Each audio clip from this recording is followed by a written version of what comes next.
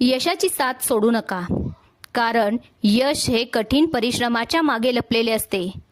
आयुष्यातील प्रत्येक अडथळा हा यशाच्या मार्गावरील एक पायरी आहे. तो ओलांडल्याशिवाय पुढे जाता येत नाही. कठोर परिश्रम, धैर्य आणि लक्ष्यावरील अखंड फोकस हे यशाचे 3 महत्त्वाचे स्तंभ आहेत. अपयशाची भीती तुम्हाला यशस्वी होऊ देणार नाही. त्याचा सामना करा आणि तुमच्या यशाचा मार्ग प्रशस्त करा. यशासाठी कधीही उशीर झालेला नसतो. तुम्ही कधी सुरुवात करता ते महत्त्वाचे आहे.